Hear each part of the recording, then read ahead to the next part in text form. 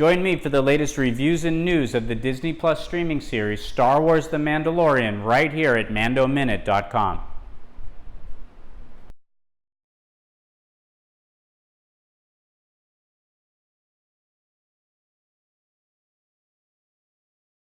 Welcome, marketing chefs. I've got something truly special cooking in our Omni-Channel oven today, and that is Chapter 8 of the Disney Plus streaming series Star Wars The Mandalorian. The episode's title is Redemption, and it's up next in the Marketing Kitchen.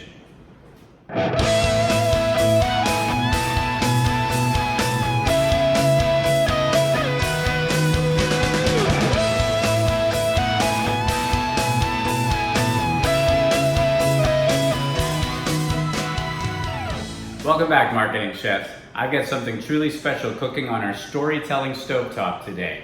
It is the series finale. So season 1 has come to a close of the Disney Plus streaming series Star Wars The Mandalorian. The episode is Chapter 8, Redemption.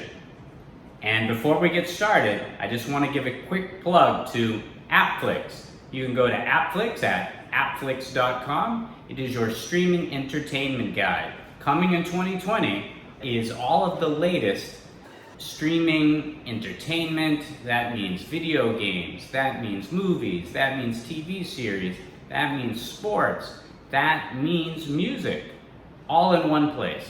Go to appflicks.com, check out AppFlicks today. All right, that plug is over. Wow. Chapter 8 was a fantastic conclusion to the cliffhanger, which was Chapter 7. And Chapter 7, remember, spoilers here, Chapter 7 saw Quill gun down the two speeder bike troopers, so scout troopers, picking up the child, the Yoda baby, and bringing him back to town. Meanwhile, our heroes, so Grief Karga, Cara Dune, and the Mandalorian are trapped in the bar. The client has been gunned down, and outside is a squadron of Imperial stormtroopers, well, remnants of the old Empire, stormtroopers, Death troopers, and man, are they not fantastic.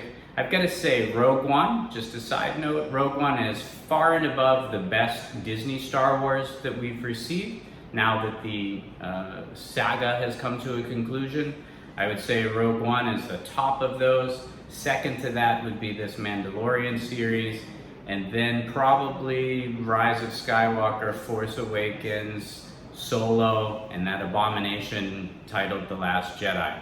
All right, that out of the way. Our heroes are trapped. The troopers have them cornered into the bar. A new character has emerged. His name is Moff Gideon, and he is a former Imperial Moff. But remember, just because the Death Star 2 fell, and just because the Empire was defeated by the New Republic, doesn't mean that the remnants of this Empire had given up. When we think about how large the Galactic Empire was, they still are going to be controlling a number of areas of the galaxy. And that's where we end up getting the First Order, most likely. It's silly to think that the battle was won and for good, right? And of course we know it wasn't because of what happens in The Force Awakens, unexplained, of course, between the end of Return of the Jedi to here. All right, in this episode, our heroes need to find a way to escape. And some very interesting things happen. The episode begins, so Chapter 8 begins with the scout troopers on the edge of town. They have the child, the Yoda baby, in their satchel, and they're awaiting orders about when to come back. There's some banter and chit-chat that I think was unnecessary between the two scout troopers, but they actually are a bit abusive to the child, so of course that means they're gonna die. And they do, because IG-11 rocks up and he then does some good, if he were a martial artist, he would have been using martial arts. Instead, it's just a superior droid strength and speed, and he takes out the two bad shot scout troopers. He then takes the child, the Yoda baby, puts him on one of the speeder bikes, and he heads into town. and that's when he rocks into town and starts gunning down all of the troops. So whereas we think that our heroes are in a no-win situation, IG-11 is on his way to the rescue. And it was quite impressive, just like in Chapter 2, when IG-11 took out all of the baddies that had the child. And so remember that episode? The Mandalorian is trying to sneak into town to get his bounty, and IG-11 instead walks right into the middle of town like a gunslinger and takes everybody out. This time he's doing it on a speeder bike. Then he gets off the bike and he's doing it with a blaster while holding the Yoda baby in tow, which was quite cool. So our heroes, seeing this happen, they then join in the fight, and Cara Dune is going on her repeater. She's taking them all out. The Mandalorian goes out. Meanwhile, by the way, Greef Karga, former Apollo Creed, he's a chicken. Even though he does end up getting into the gun battle, he's not jumping in before it's a reasonably safe, I guess, if you will. So anyway, the Mando, though, he comes out, his gun drawn. He gets into 2 one-on-one battles with Death Troopers, which was pretty cool. They actually give him a run for his money, but he takes them out. What we see from, if you remember the large cannon that the snow troopers were assembling in Empire Strikes Back, well, it was a really cool callback. They were assembling that cannon, and so they didn't use it, but the Mando does. And so the Mando takes the cannon, he pulls it off Rambo style or Arnold Schwarzenegger style in Predator, and is gunning down troopers. And it's quite an impressive feat. Looks like our heroes are about to win until our former Moff pulls out his blaster pistol, and he actually shoots the battery pack, or the ammo pack for this cannon. It explodes, the Mando goes flying back, and he's out. So our heroes are now in retreat mode. They pull the Mando back into the bar. IG-11 with the child comes into the bar, they seal the door, and we're really pretty much back to where we started, except for now all of our heroes, with the exception of Quill, which unfortunately has passed away. That was our Ugnaught, voiced by Nick Nolte, and so he's lost. But beyond that, our remaining heroes are trapped up in the bar. I like the episode so far to this point. I've got to say, the entire series, just a side note, this is a pilot series, and if this were, so it's in Chapter 8, so 8 episodes. If this were a 1-hour TV program, then we would be looking at almost close to half that, so maybe 6 episodes in on a pilot season, or 4 episodes in, depending upon runtime. So yeah, typically the first season is not very fluid, and I've got to say, as a brief criticism, there's some issues with this, but it's all fun. This is the most Star Wars that I've felt since 1983. As I mentioned in my very first episode of MandoMinute.com, I had said to you that this felt the most Star Wars to me since 1983. I felt like it was 1984 and we were getting a new Star Wars series. So that's how good of Star Wars this feels to me.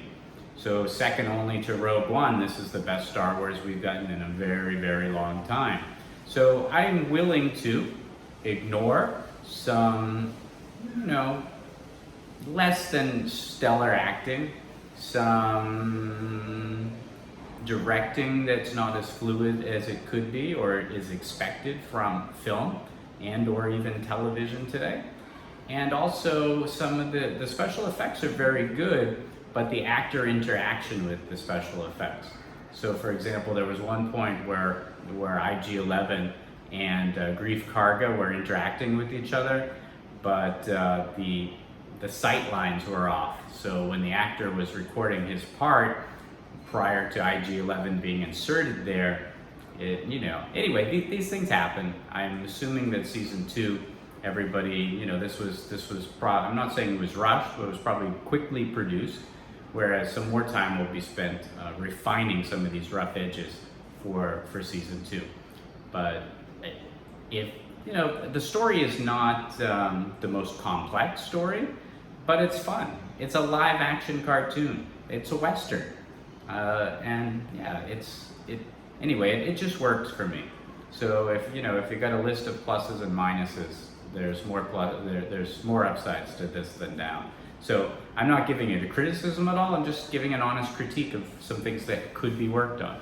So the story could be a little bit deeper. And it's not so much the actors, it's just the direction. And so that could be worked on a bit. Yeah, but otherwise, all good. I'm not complaining about it whatsoever. What we do see is that an interesting thing that I'm not sure we've ever seen it in live action before, but we see a stormtrooper who is actually a flame trooper. And so actually Moff Gideon says, let's just smoke him out. And so we see a flame trooper, what I believe the first time in original trilogy Stormtrooper with red markings. He has a flamethrower and he begins to torch the bar that our heroes are trapped up in. And this is a big moment here. So the Mandalorian is actually pretty much incapacitated after the explosion from Moff Gideon shooting the ammo pack or the battery pack of the cannon. And he's on the verge of dying. And our heroes are pinned down. IG-11 is trying to cut open and now kick open a grate to get them into the sewer system so they can try to escape the bar because they're trapped, they're in a corner. And here the flame trooper is now shooting flames into the bar. And the door is blown in, and because first it was from the window, and now he's about to blow fire into the bar, kill our heroes. And who comes up to save the day? But our cute little Mr. Three Fingers. So we have the Yoda baby who raises his 3 force fingers on both hands, and with the force he pushes the flames back, completely toasts the flame trooper. His torch pack blows up and he's gone. And this now gives our heroes time to escape into the sewer. An interesting moment, the Mandalorian says, you guys go, I will just die here, and make sure you save the child. And so our heroes go to leave him, but IG-11 says he cannot because he's been reprogrammed and he wants to care for him. And he says, but before I can do that, I need to remove your mask. And the Mandalorian says, cannot, that's against the creed. And but the IG-11 unit says that, well, but I'm not a man, so I'm not a living being, so it's okay that I see you, because the Mando said that no living being has seen my face since I took the creed and put the helmet on. And so in a touching moment, remember the Mando does not like droids whatsoever, so the fact that they're having this touching moment together, it sort of brings the episode full circle from the time when the Mandalorian and IG-11 first meet in Chapter 2. Well, all of this being said, the Mandalorian IG-11 removes the Mandalorian's helmet at his consent. We actually see actor Pedro Pascal's face for the first time in this episode, and the Mandalorian uses a Bacta spray to begin healing his fractured head. And there's a lot of blood, so the Mandalorian is quite injured. The IG-11 puts the helmet back on, and the IG-11 then carries him into the sewers to then catch up with our heroes. I'm just trying to speed everything along here because I've been trying to keep the video short, but this is actually the longest episode, so there's a lot to talk about. While they're in the sewer tunnels, they reunite and then they come across a pile of Mandalorian helmets. And if you remember from chapter 3, I believe it was, no, chapter 4, which was the sin, when the Mandalorian had rescued or liberated the child from the client, the Mandalorians all came to rescue him at the end of that episode. So from the coven that they were living in sort of the sewers. And what had happened though is, as a result of them rescuing the Mandalorian, the Imperials blamed them for thinking probably thinking that they were in cahoots with the Mandalorian and stealing the child back. And I guess in some respects they were. So they executed them all. So there were a bunch of Mandalorian helmets just sitting in a pile down in the sewer. And so the Mandalorian immediately thinks that Greef Karga was to blame for this. And they get into a few words until our blacksmith shows up. So the female Mandalorian character we've seen in a number of the episodes, the one who powers up the Mandalorian, the one who has gilded his armor, as we've seen in a few episodes. She appears, she survived. She says that the troopers came in, they executed them, but she somehow had survived. And then we get another power-up moment. And while they're talking, she actually makes a singlet for him that she then puts onto his armor, and they have a discussion about the fact that what the Yoda baby was. And so he had said that it had powers, and she said that, yeah, well, he belongs to a race of Jedi, or a type of people, Jedi, that are sorcerers. And while they were enemies with our people in the past, this child is not your enemy and you're responsible for it. And she then makes him a singlet of the Mudhorn. And if you remember from chapter 3 rather, when the Mandalorian is fighting the giant beast with the horn to get the egg to give to the Jawas, to get his parts back for his ship, and he is actually defeated by the Mudhorn because it's a giant beast, but the Yoda baby saves his life. Anyway, he had told her that story before, and so she had said that they are now a clan. So now on his armor is a singlet of a Mudhorn, which means that now he and the Yoda baby are a clan, and he's responsible for the Yoda baby, and for the child. And she says, "This is the way," and of course, this is the way. And that's it. They're now on their way out of the sewer to get to the ship to escape the planet. And she says she's going to stay behind. So we get to a scene where they're at the end of the sewer, and they're sort of in a lava stream, because lava is what's flowing underneath this planet, sort of like Mustafar, even though it's not. And there is a really cool astromech droid who has arms and legs, similar to if you could put IG-11's arms and legs on an astromech, that's what you'd have. And this droid is actually a sort of a gondola navigator. So it has the stick, and so it would then push this boat down the lava stream. And I remember concept art, I believe it was from Solo, a Star Wars story of this droid. If not, it was concept art for The Mandalorian, but I thought it was from Solo. But this droid appears, and it was cool to see this on screen. Our heroes are going down into the lava stream. They're about to get out of the sewer, and all of a sudden the boat stops. Well, the droid was probably actually programmed by or being controlled by the remnants of the Empire. So it stops the ship so the ship can slowly begin to go to the exit. But the Mandalorian, with his visor and his heat vision, sees that there's a squadron of troopers outside. Well, some dialogue goes back and forth between IG-11 saying that he cannot be captured, so he would need to self-destruct. Again, a tie-back going back to chapter 2, when the Mandalorian and IG-11 met. And in a touching moment, the Mandalorian says, "No, we need you. You have to care for the child. We can't lose you." Actually, everyone says we can't lose you.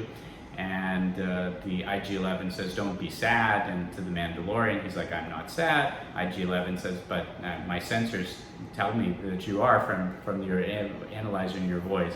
So here's a character who didn't like droids before, a character who should resent the Jedi as well too.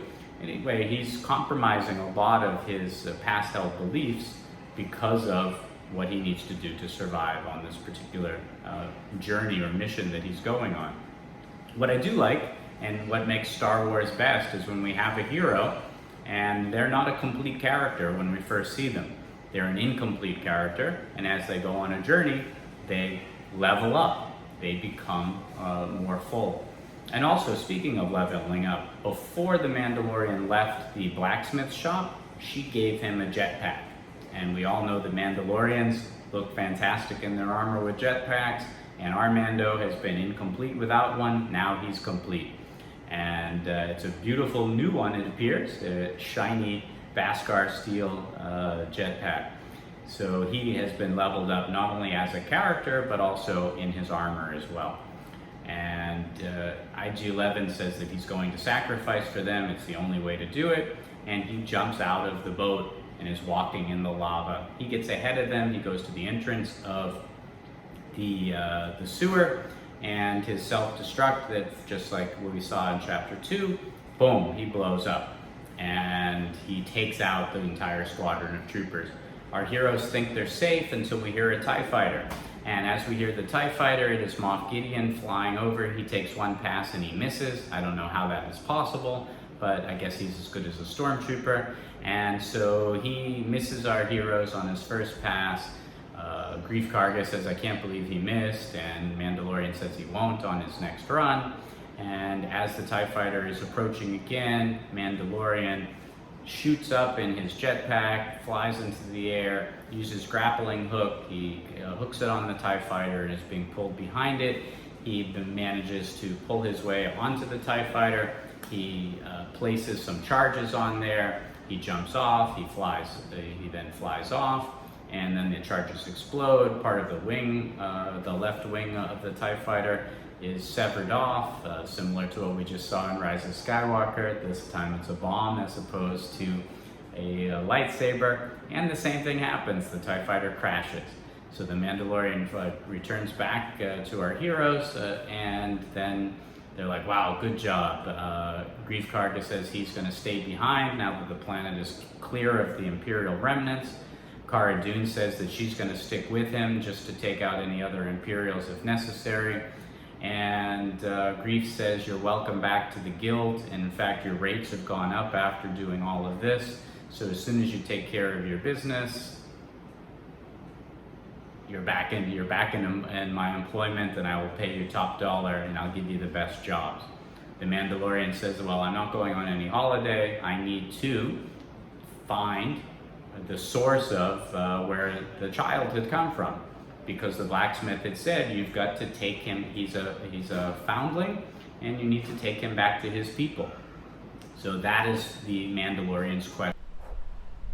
All right, I don't know if you noticed the change or not, but the camera angle is different, and maybe the frame rate and the sound, but my iPhone died in the middle of recording, much like the IG-11.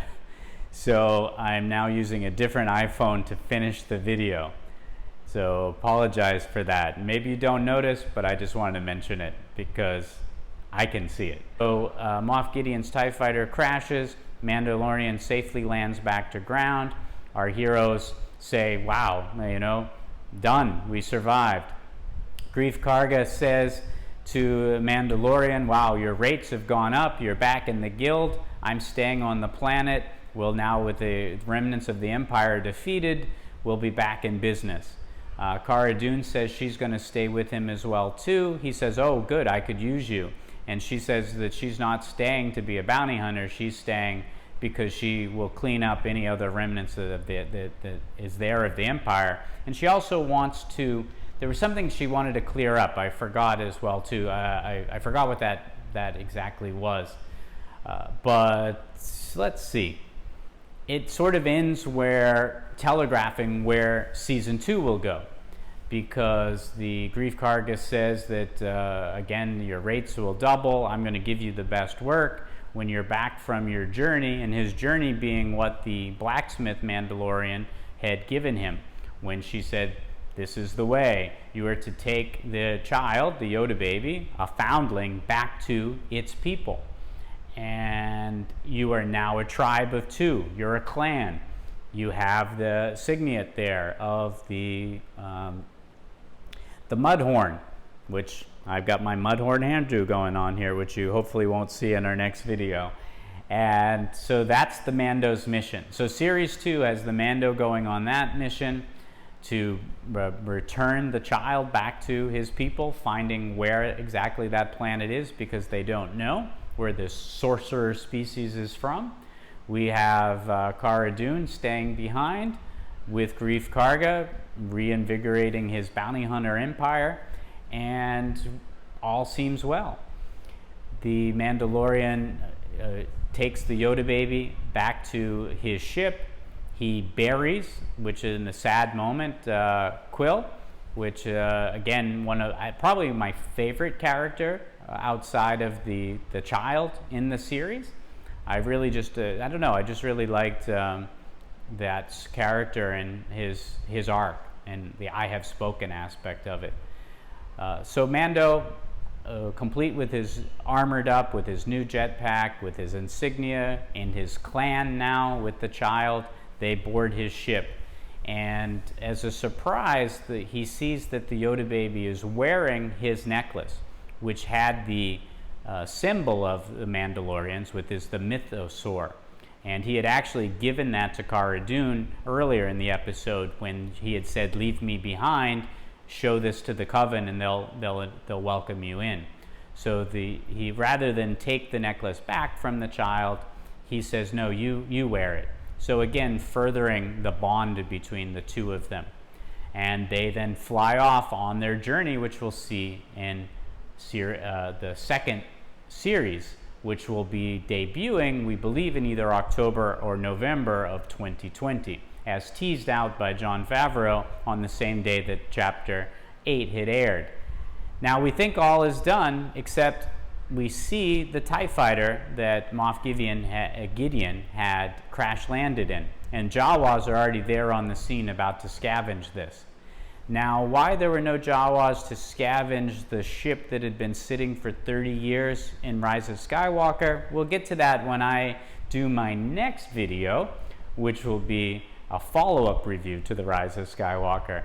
But we have some Jawas there, they're scavenging, until all of a sudden, some solder, like it looks like something's being cut on the TIE fighter from within, and a black illuminating blade comes out, and a square is cut, and Moff Gideon emerges from inside the TIE fighter. He's fine, and what is he carrying? He's carrying the Darksaber.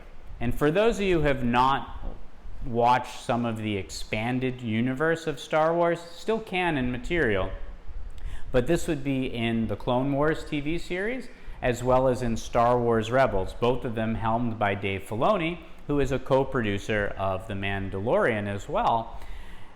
The Darksaber is, he who holds the Darksaber rules Mandalore. And it was alluded to earlier in the episode that Moff Gideon was one of the Imperials who led a siege and a massacre on Mandalore. And we last saw the Darksaber in the hands of a character, a Mandalorian by the name of Bo-Katan, who Sabine Wren from Star Wars Rebels passed on to him for him to lead Mandalore. And if you know, or if you're familiar with, Star Wars Rebels is a precursor to the Galactic Empire really taking on, so it's pre-Rogue One, taking on its stronghold on the galaxy. So it would appear that sometime between where we see Sabine having the Darksaber and passing it on to Bo-Katan in Star Wars Rebels to post-Return of the Jedi Mandalorian time frame, that Moff Gideon had led a siege and takeover and slaughter of Mandalore, and now he is holding that. Technically, under the code, this is the way, if Moff Gideon were to order Mandalorians, they would need to follow him because he is the one possessing the Darksaber. It's like a scepter or a crown from medieval times. Whoever would have those would be ruling the empire. So it'll be interesting to see what happens with Moff Gideon and the Darksaber in the second season of The Mandalorian. I'm going to do, so this is my, again, my review or recap of Chapter 8, which concludes Season 1. My next video is going to be speculation of what we will see in Season 2, And I also hope to have in hand the Mandalorian Battle Pack from Lego as well, to share that, and just talk about where we go from here. In the next episode too, I will introduce what will be another series, and that will be my reviewing the new Clone Wars TV series, which will be debuting on Disney Plus in February. And also talking about more synergies between MarketingKitchenTV and, of course, AppFlicks.